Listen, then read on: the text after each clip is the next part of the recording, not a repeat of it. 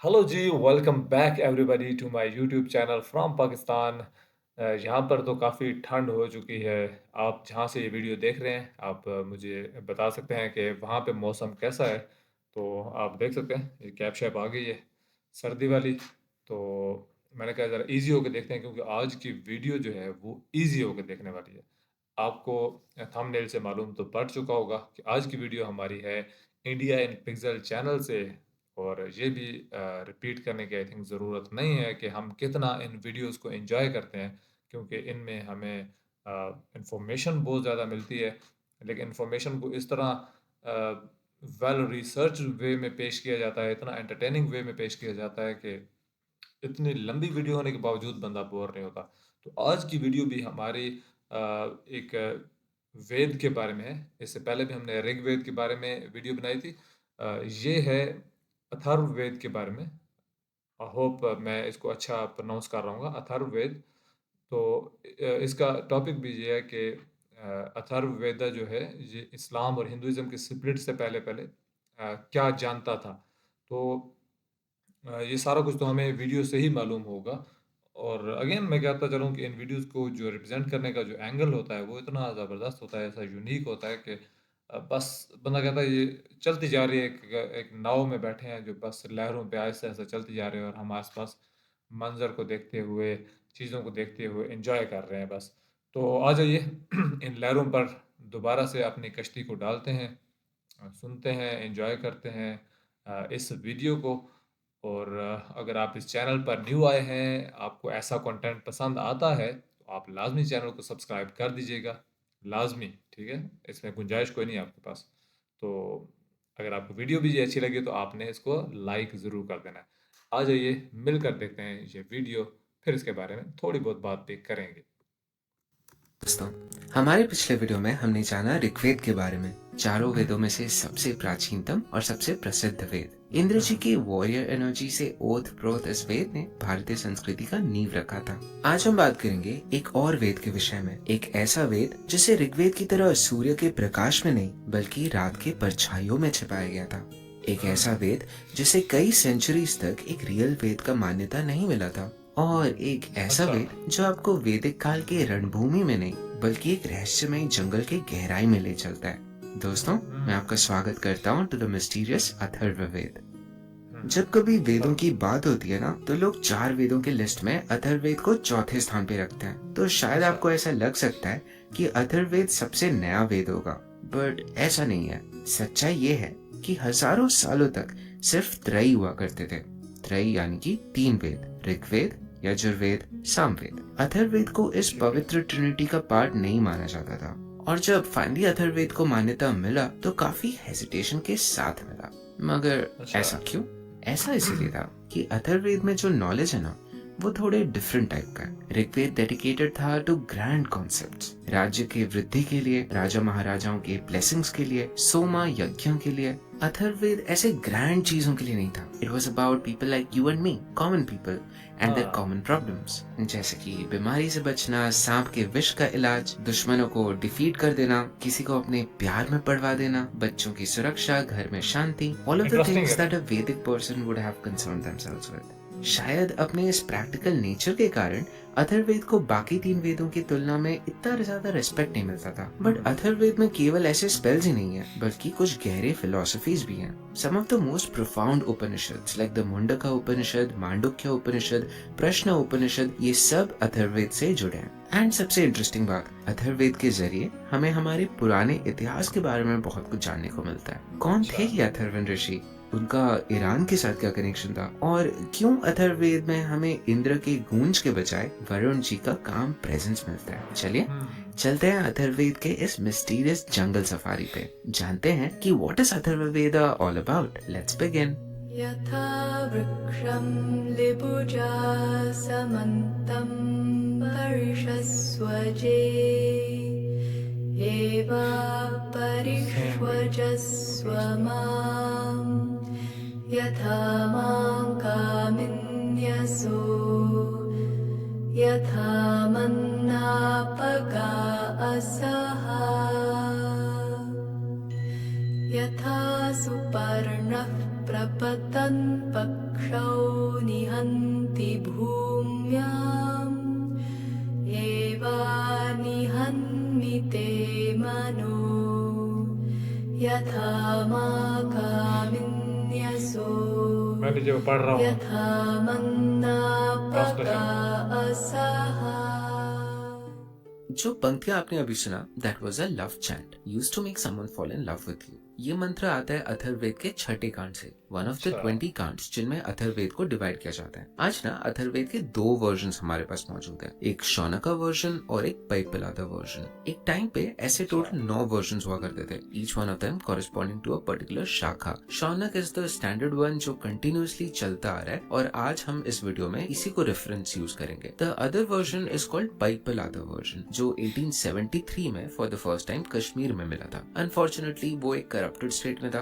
Then surprisingly 1953 में enterologist Durga Mohan Bhattacharya जी को ओडिशा के एक गांव में मिलता है पैपलादा ट्रेडिशन का एक फुल्ली इंटैक्ट मैन्युस्क्रिप्ट। इसमें शौनका वर्जन से ज्यादा मंत्रस हैं एंड आज तक स्कॉलर्स ये दोनों वर्जन को कंपेयर करके नए इंसाइट्स डिस्कवर कर रहे हैं। The first thing you will notice about the Atharvaveda is कि ये ना कुछ मामलों में बहुत स्ट्रेंज है। कुछ मंत्र 3 लाइन के हैं, फिर कुछ 2 लाइन के हो जाते हैं, कुछ बस 1 लाइन के प्रोज जैसे हैं। किसी में पहला लाइन लंबा है तो नेक्स्ट छोटा है। एंड ऐसे भी सूक्त है जिसमें हर मंत्र बस 2 शब्द का बना हुआ है। Based on the language used of the Atharvaveda, scholars believe कि some parts of the Atharvaveda could actually be even older than the Rigveda. Atharvaveda के 20 कांडों को 4 लेयर्स में डिवाइड किया जाता है। बुक्स 1 से 7वां इसको अर्ली लेयर बोला जाता है। This is the age of magic, जब कुछ मिस्टीरियस स्पेल्स पॉपुलर थे। 8वें से लेके 12वें कांड को मिडिल लेयर बोला जाता है। This is the age of the mind, जब अथर्ववेद में सबसे ज्यादा फिलोसफी डेवलप हुआ था। फिर 13 से लेके 18th कांड इनको लेट लेयर्स बोला जाता है। This is the age where most of the Hindu rituals from अंत्येष्टि टू विवाह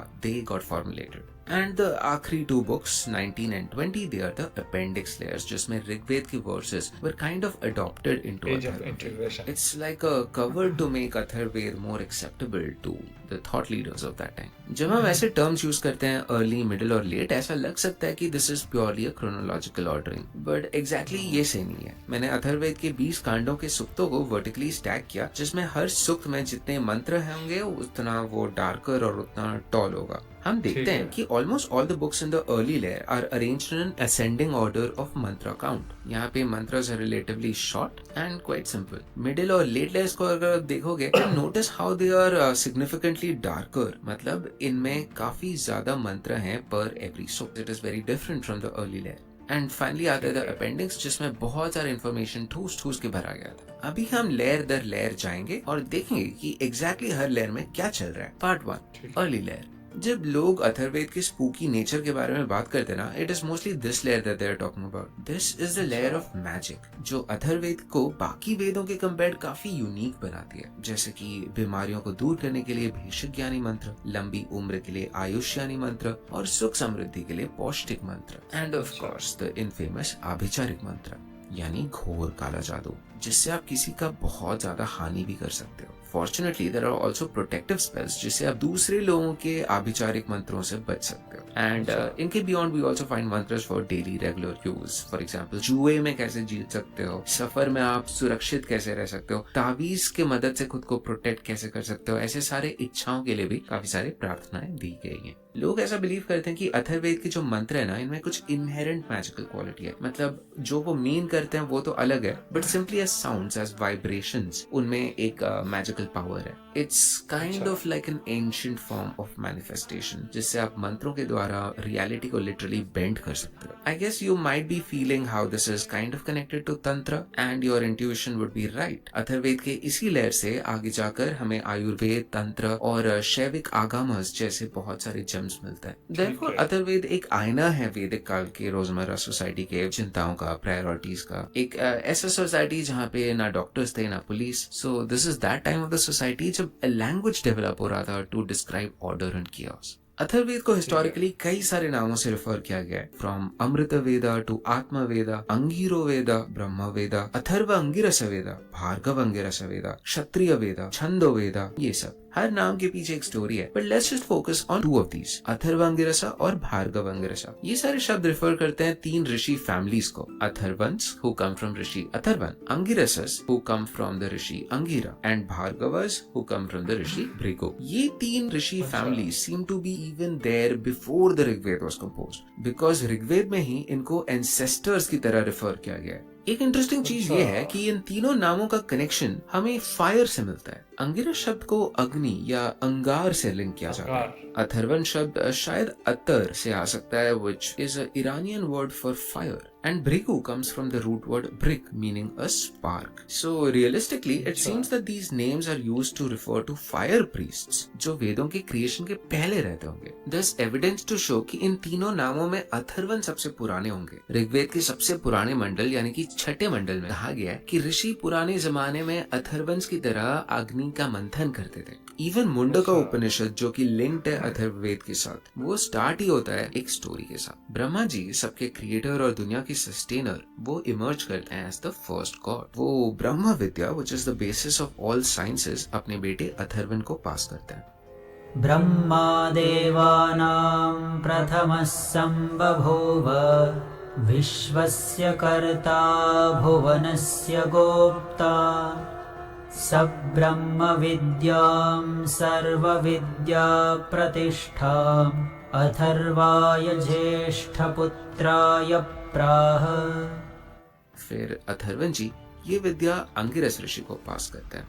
सो एसेंशियली मुंडका उपनिषद के मुताबिक अथर्वन सबसे पहले आए and then Angiras might have followed later. Chulika Upanishad में भी अथर्वंस को डिस्क्राइब किया गया है टू बी भृगुस के ancestors. By the way Iran के ज़ोरोएस्ट्रियन धर्म में भी उनके प्रीस्ट्स को अथर्वंस या अथर्वंस कहा जाता था। मतलब एक टाइम पे जब इंडिया और ईरान के लोग एक हुआ करते थे तो उनके कॉमन प्रीस्ट्स को शायद अथर्वंस बोलते होंगे। टेक्स्ट ये भी इंडिकेट करते हैं कि जो फर्स्ट लेयर में भेषगम यानी कि सुख शांति के मंत्र हैं वो ऋषि भृगु के क्लैन ने डेवलप किए थे, जबकि ब्लैक मैजिक वाले components they were developed by the rishi Angiras के clan. Hence, the name Bhargava Angirasa is describing Atharvaveda as a alloy, जो एक ब्लैक मैजिक मेटल और एक व्हाइट मैजिक मेटल से बने।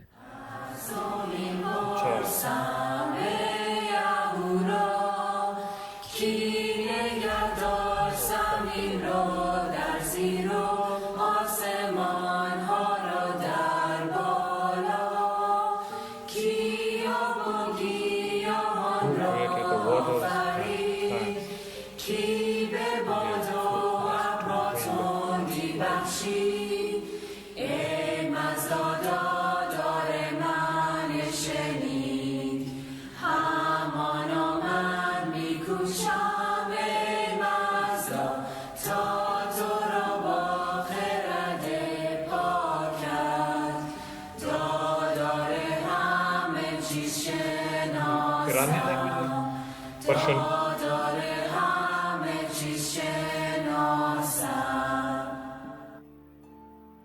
आइए अब चलते हैं अथर्ववेद के दूसरे लेयर में, बुक्स 8 से बुक्स 12। मैं इसे एज ऑफ माइंड कहूंगा। यहाँ अथर्ववेद के ऋषि मैजिक स्पेल्स कम और ब्रह्मांड के मिस्ट्रीज में ज्यादा इंटरेस्टेड है। 10वें कांड में फॉर एग्जाम्पल हमें मिलता है Skambha Sukta, the hymn of the cosmic pillar. ऋषि यहाँ पूछ रहे हैं कि ये कौन सा इनविजिबल पिलर है जो इस पूरे यूनिवर्स को थाम रखा है।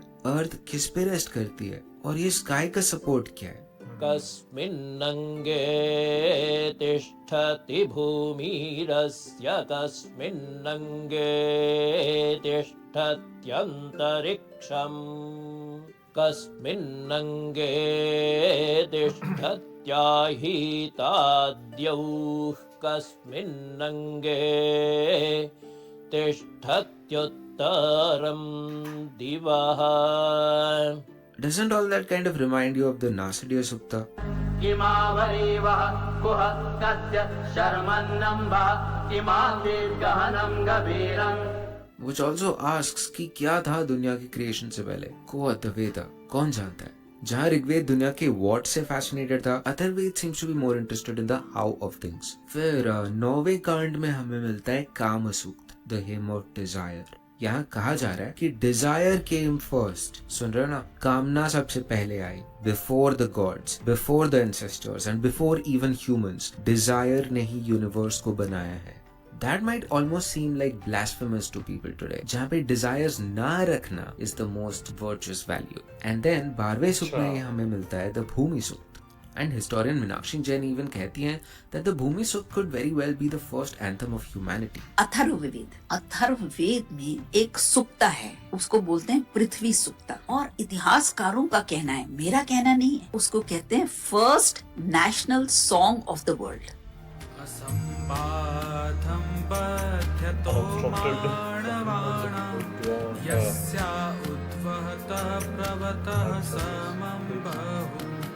नानावीर्या औषधिर्या विवर्ति पृथ्वी न प्रथतां राध्यतां नः. कि पृथ्वी सूक्त में पृथ्वी बार बार कहती है कि मुझे काटो नहीं, मुझे बांटो नहीं, मैं एक गाय की तरह हूँ, मुझे जब दूहना चाहोगे मैं तुम्हें दूध दूंगी.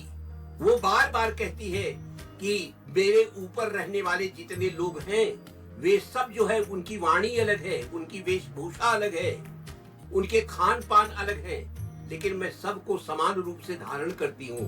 यहीं से हमें मिलता है द फ्रेज माता भूमि पुत्रो अहम पृथिव्या, मतलब earth is my mother and I am her son. अच्छा, रिमेम्बर दिस सेगमेंट के स्टार्ट में हमने एक गाना सुना था.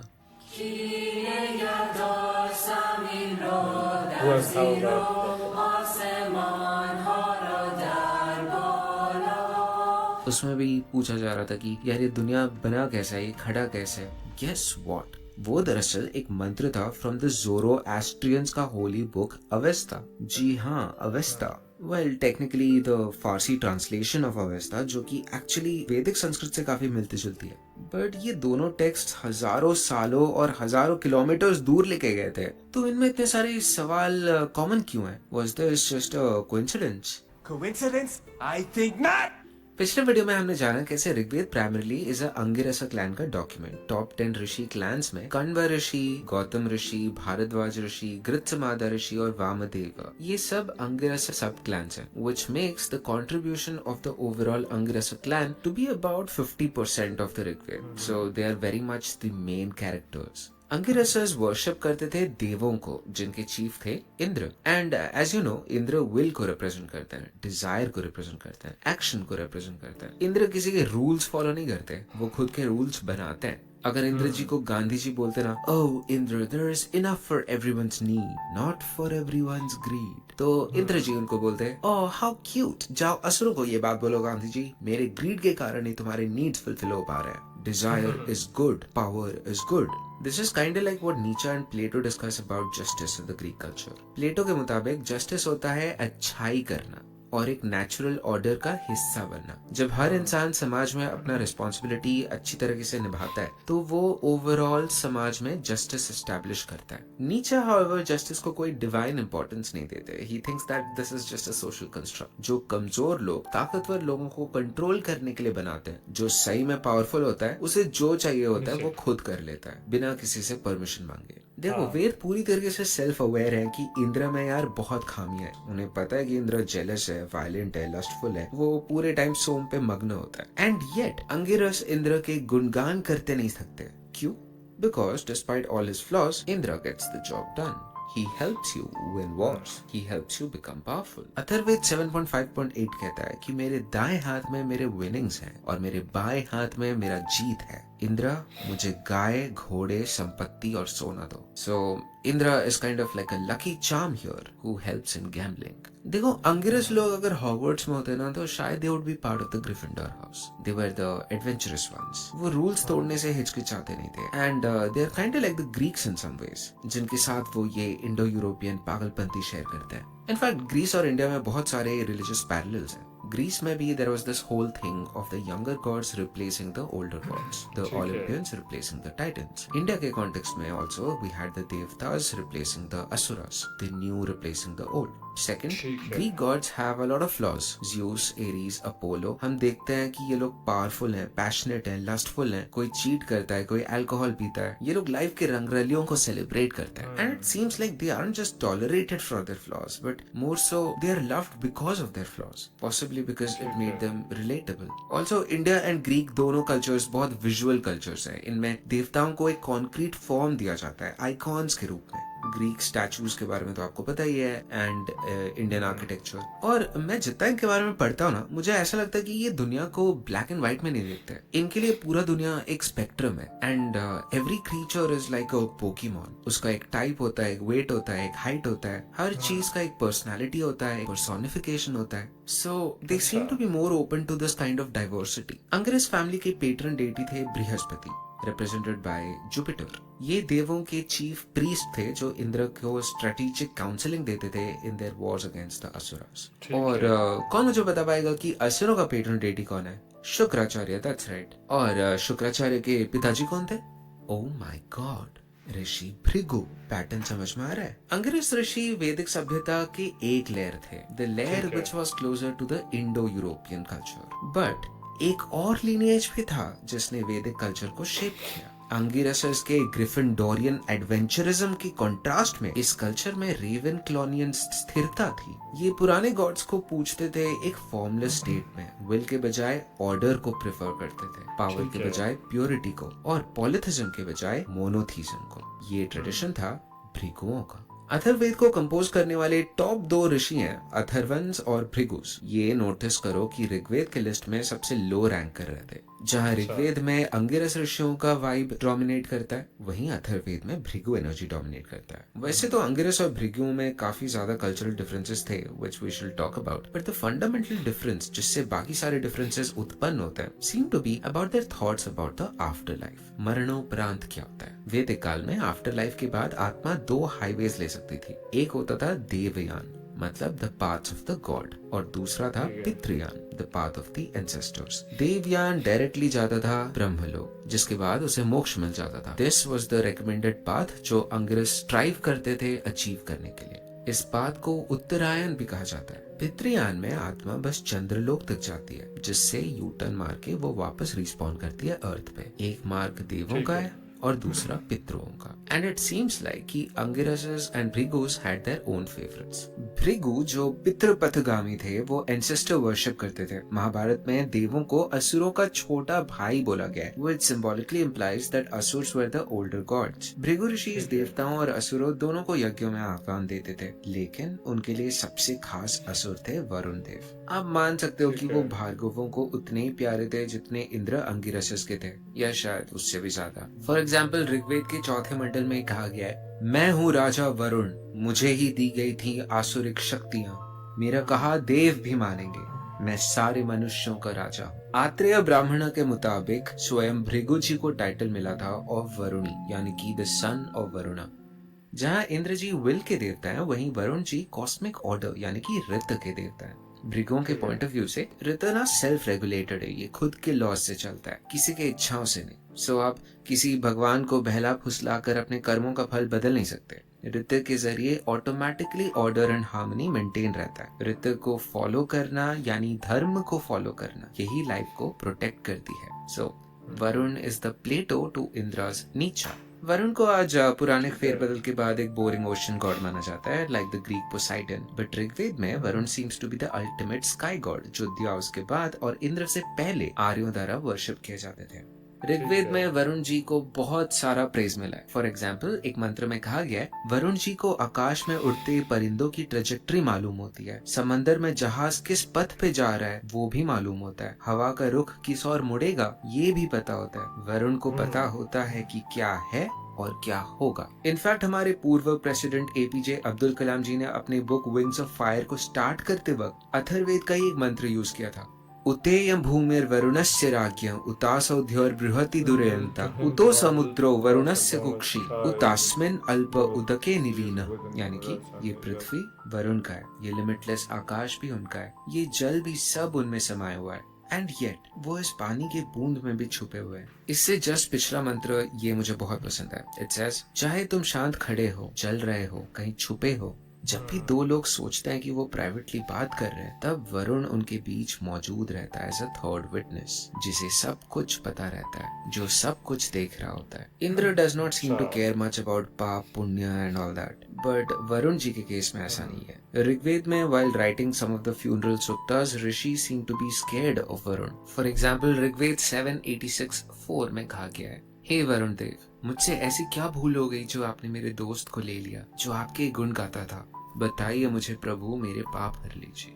And then there is Rigveda 7:86-6। इस मंत्र में हम जानते हैं वरुण हम पे किन चीजों पर प्रोहिबिशन लगाते हैं। इट सेज, हम खुद अपना नुकसान उतना नहीं करेंगे जितना सेडक्शन, थॉटलेसनेस, शराब, जुआ और क्रोध करेगा। So you see the contrast. एक तरफ इंद्र को जुए में हेल्प करने के लिए पूजा जा रहा है और दूसरी तरफ बोला जा रहा है कि वरुण देव, हम शराब, जुआ, क्रोध ये सब में इंडल्ज नहीं करेंगे। Varun ji was also the ultimate जज। अथर्ववेद 1.10.2 में लिखा है, मैं नमस्कार अदा करता हूँ राजा वरुण को, उनके क्रोध को, उनके उग्रता को, जो हर झूठ को जांच लेता है। हे वरुण देव, मैं आपके और हजारों लोगों को लेते आ रहा हूँ, आपके दास को 100 साल जीने का आशीर्वाद दें। Notice how these Vedic mantras start taking a bhakti-like property. Varun is seen as a omniscient, omnipresent, a silent watcher.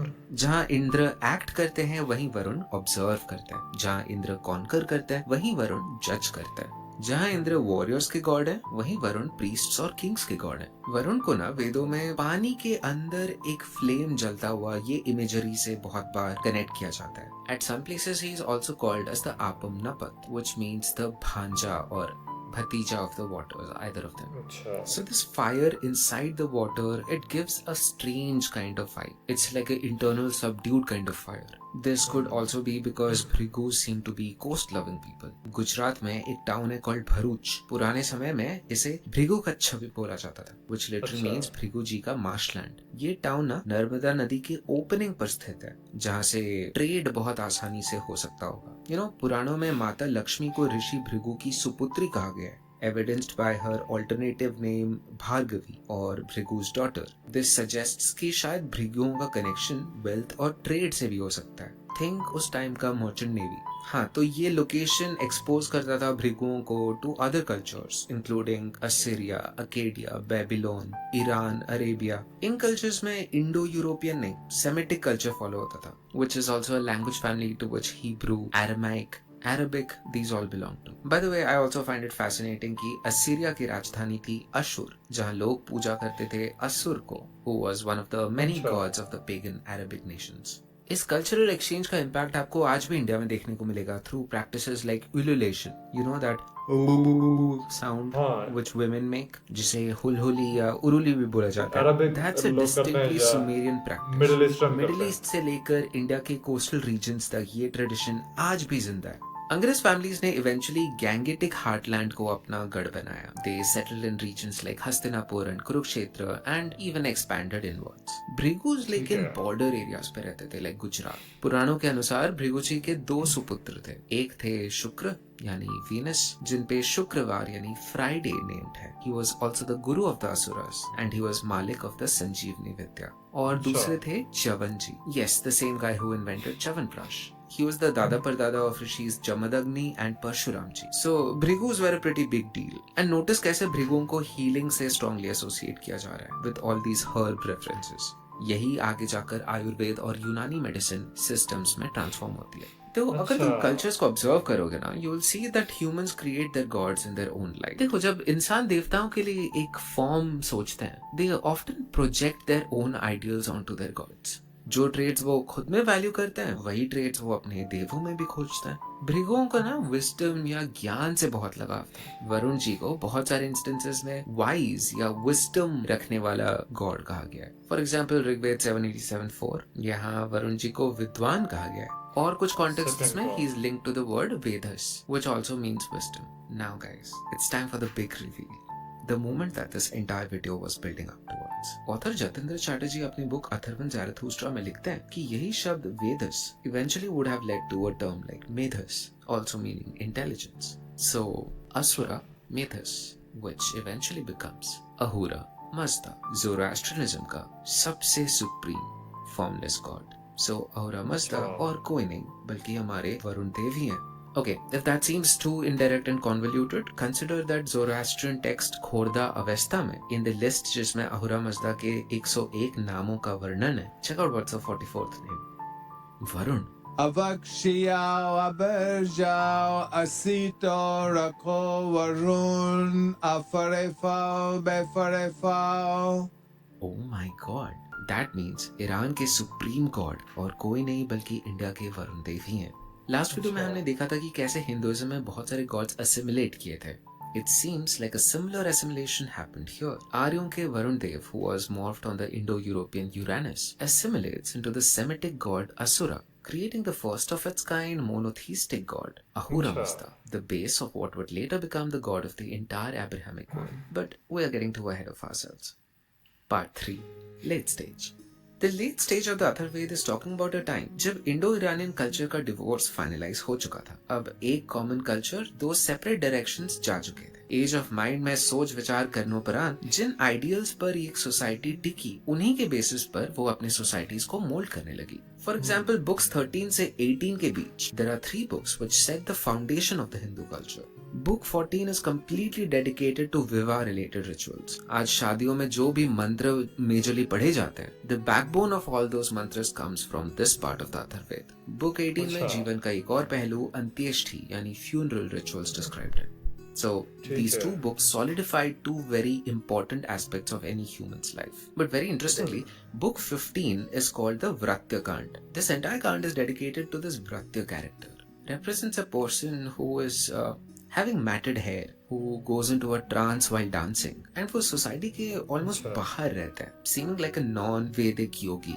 Well guys, this is the beginning of the process of absorption of Rudra. This is the description of a proto-Shiva character. यहाँ से हम देखते हैं कि process start हो गया था आर्य धर्म का हिंदुइज्म यानी सनातन धर्म में कंप्लीट ट्रांसफॉर्मेशन होने का. पैरेलली अराउंड 1200 BC इरानियन धर्म में एक होत्री यानी कि एक जाउतर आते हैं कॉल्ड स्पितामा ज़ाराथुस्ट्रा. इनका नाम प्रॉब्ली मेंट अ गोल्डन कैमल. अंग्रेजी में ही इज कॉल्ड ज़ोरोएस्टर. 30 साल के एज में ज़ोरोएस्टर जी को एक डिवाइन विजन मिलता है. He says कि उनको खुद अहुरा मज़दा डायरेक्टली कांटेक्ट करते हैं एंड अपना मैसेंजर अपॉइंट करते हैं. राजा विष्टस्पा के पेट्रोनेज के अंडर अपने मृत्यु तक वो इस नए रिलीजन को एस्टैब्लिश करने में लग जाते हैं. उनका सेंट्रल मैसेज होता है हुमाता हुक्ता हुवाश्ता, यानी कि good thoughts, good words, good deeds. ये 3 चीजें फॉलो करो और अहुरा मज़दा तुम्हें सैल्वेशन देंगे.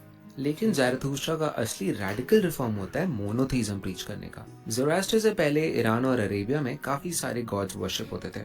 For example the Semitic sky god Elohim, Hubal, Ishtar. Zoroaster ji ने इन multiple gods with different qualities को बस 2 आर्केटाइप्स में डिस्टिल कर दिया. अहुरा मज़दा द गुड और अंग्रामन्यु द इविल.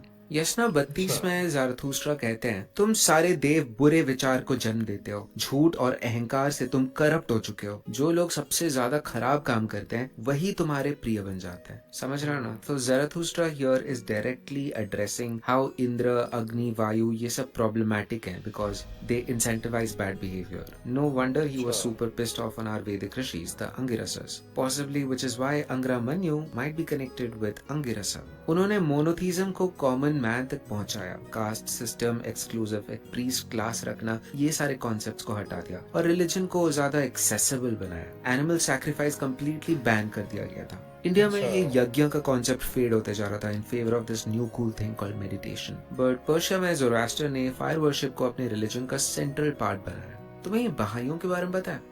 हाँ, वही लोटस टेम्पल वाली रिलीजन. उनके रिलीजन में ना ऐसा बिलीव किया जाता है कि God has progressively revealed himself to humanity. First as Abraham, then as Krishna, then Moses, then Zoroaster, फिर बुद्धा, क्राइस्ट और प्रोफेट मोहम्मद, और उनके बाद इनके 2 प्रीस्ट्स आए. सो उनके पर्सपेक्टिव से ज़ोरास्टर ने इंडो इरानियन कल्चर को उसी तरीके से रिफॉर्म किया जैसे कृष्ण जी ने रिफॉर्म किया था. by stopping Indra worship. Zoroastrianism से directly influence हुआ था Judaism यानी कि Jews का religion. Concepts like one supreme God, good versus evil, heaven versus hell, angels, ये सब Zoroastrianism ने Judaism को दिया.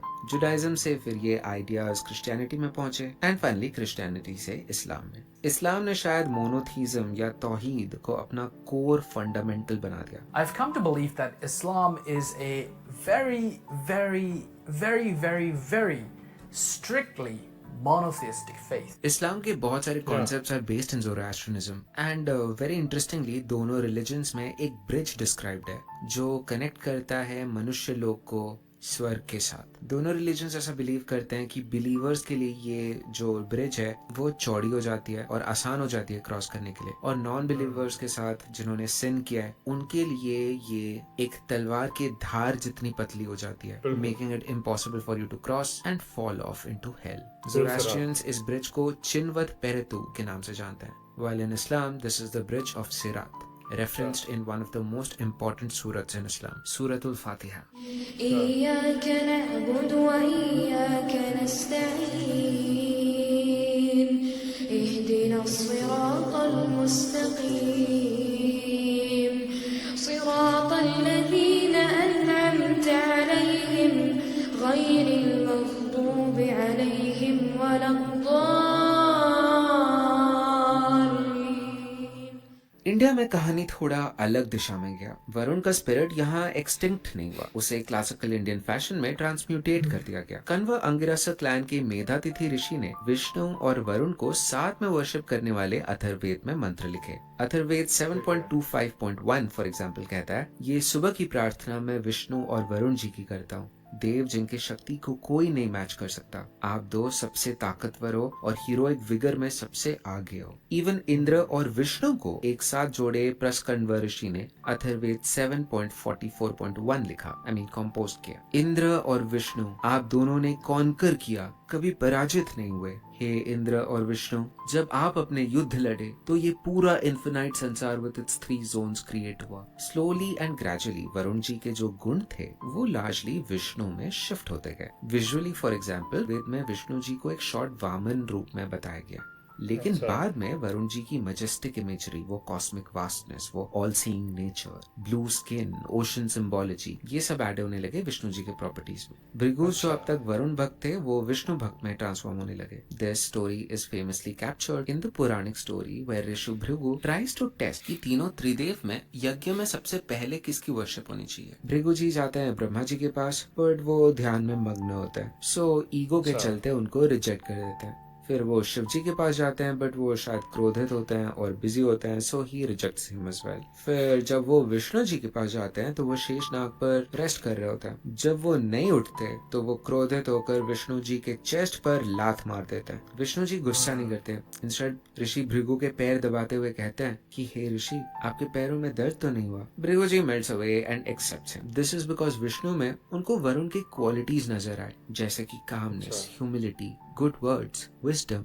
जहाँ Vishnu took over the icon from Varuna, Shiva ji को इंक्रीजिंगली एक अनआइकॉनिक फॉर्म में वर्शिप मिला, the god who represents the nirguna, the formless. No wonder Advaita philosophy naturally Shaivism के साथ अलाइन हुई। Shaivism also absorbed a lot of the anti caste properties of this time, which gave birth to later movements like the Nath Sampradaya या लिंगायतिज्म, जहाँ पे cast को actively challenge किया गया। In fact भार्गवों के लेटर डे ऋषिज जैसे कि परशुराम जी, वो शिव जी के बहुत बड़े भक्त थे। So it seems like the same archetype of the Rita holder Varuna, India और ईरान में उनको बहुत अलग अलग ट्रीटमेंट मिला। ईरान में वरुण के मैस्कुलिन एस्पेक्ट्स को एक्सट्रैक्ट करके बना दिया गया अहुरा Mazda, while the feminine aspects were distilled into Anahita, the goddess of waters, जो probably Semitic Ishtar से influenced रही होंगी। There was a deity called Mitra, जो ईरान के कुछ एरियाज में super popular थे, and he was regarded as a god of contracts, संबंध। इंडिया में वरुण के feminine aspects को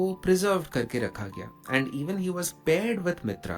ऋग्वेद में 88% of the times Mitra and Varuna are listed together, and Purans in their post-modernist twist वो वरुण और मित्र को sort of lovers जैसा दिखा देते हैं। They are compared to 2 half moons. जो waxing moon होता है, मतलब बढ़ने वाला मून होता है, उसको वरुण से रिप्रेजेंट किया जाता है, और वेनिंग मून यानी घटने वाला मून उसको मित्र से रिप्रेजेंट किया जाता है। भागवत पुराण में Varuna and Mitra are said to have given birth to Rishi Vashisht and Rishi Agastya through a asexual process. Europe में Varun as Ahura Mazda shaped how folk saw the god the father, but Mitra became a full-blown cult called Mithraism. Christianity से पहले रोम का एक major military reason था Mithraism.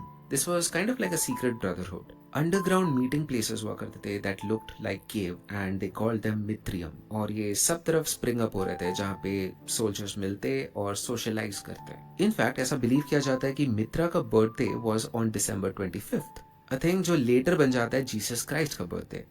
Bible के एक story के मुताबिक जिस रात बेबी जीसस पैदा हुए थे उनको 3 मैसेंजर्स विजिट किए थे बेयरिंग गिफ्ट्स। उन्हें मैगी कहा जाता है। Magi was the term used in western Iran for Zoroastrian priests. ये टर्म आता है फ्रॉम द ओल्ड ईरानियन शब्द magupati which means something like the god of माया।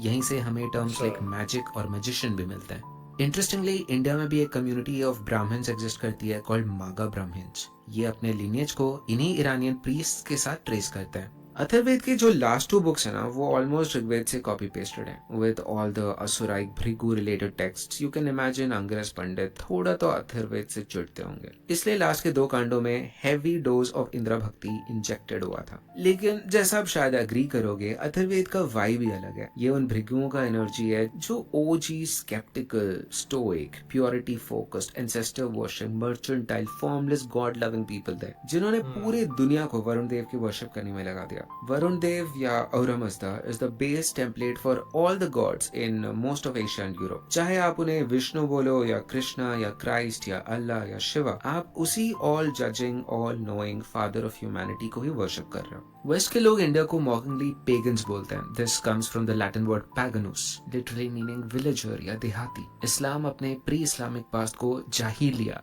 कहता है यानी कि age of ignorance. Back in these dark days Arabia और Europe में जब तुम्हें कोई कॉन्कर कर लेता था तो वो तुम्हारे टेम्पल में आके अपने गॉड्स का आइडल रख देता था। And worst of all society में बहुत सारी कुरीतियां भी थी like child sacrifice. Islamic text के अनुसार मक्का में ही इनफैक्ट काबा के जस्ट नजदीक हुब्बल नाम का एक मून गॉड वर्शिप किया जाता था। This was a bull shaped metal statue जो अंदर से हॉलो था। इसके हैंड्स रेस्ड थे एज इफ ये आपसे सैक्रिफाइस मांग रहा हो। इस आइडल में कई सारे खांचे होते थे जहाँ पे आपका सैक्रिफाइस ऑफर होता था। अगर आप बस आटा या चीनी लाए हो तो पहला खांचा, अगर एक किस्म का चिड़िया लाए हो तो दूसरा खांचा, शीप लाए हो तो तीसरा खांचा, बकरी गोस टू खांचा 4, बछड़ा टू खांचा 5, गाय या घोड़े आए हैं तो खांचे 6 में जाएंगे, और खांचा 7 अवेलेबल था अगर आप अपने फर्स्ट न्यू बॉर्न चाइल्ड को सैक्रिफाइस करना चाहते हो। इस रिचुअल को मोलोक भी कहते थे। So you can see how idols would have become a symbol of trauma for this culture.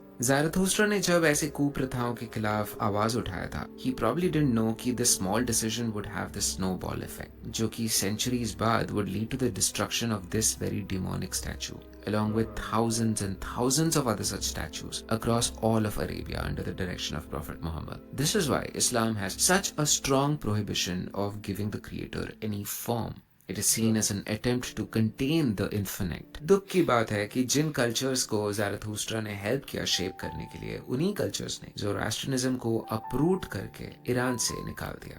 India में the Angiras spirit evolve to accept every कहानी।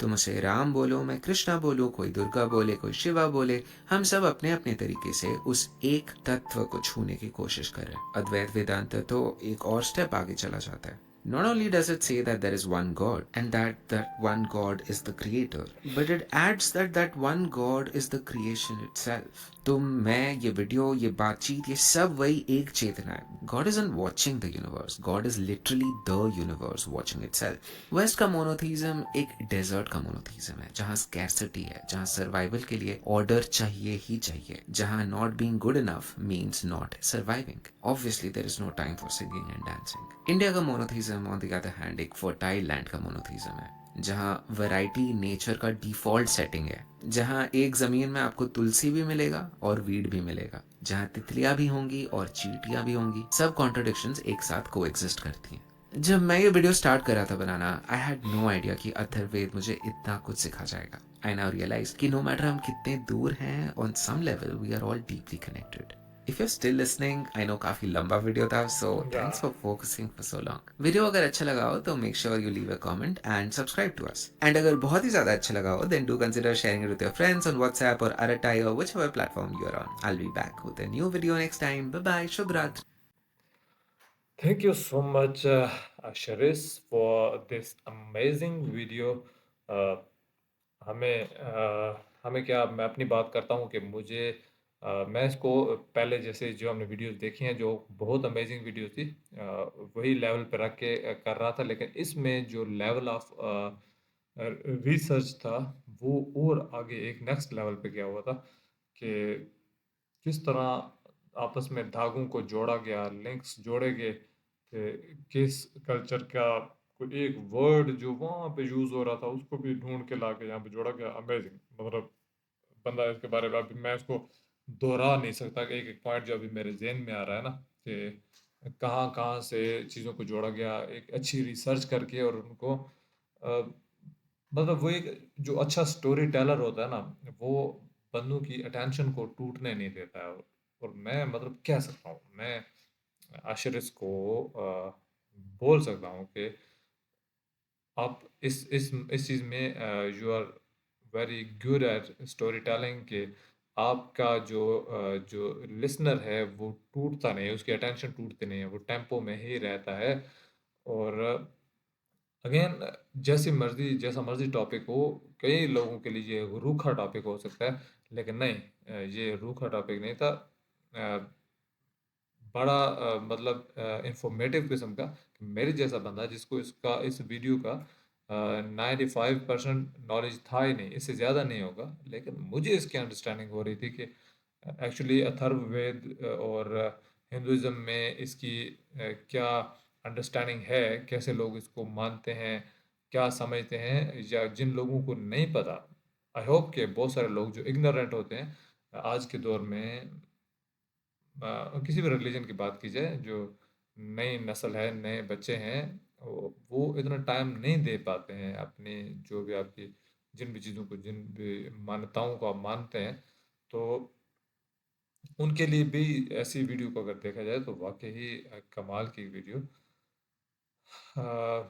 कितनी चीज़ें मुझे याद आ रही हैं इसमें कि मैं किन किन को डिस्कस करूं, लेकिन मुझे नहीं लगता कि मुझे डिस्कस करना चाहिए। ऑलरेडी ये वीडियो बहुत लंबी हो चुकी है, और ये नहीं है कि हमने इस वीडियो को लंबी थी तो हम बोर हुए, बल्कि हमने इसको लगातार एंजॉय किया है इस वीडियो को। तो अगर आपने भी इस वीडियो को एंजॉय किया है तो आप कमेंट में मुझे बता सकते हैं।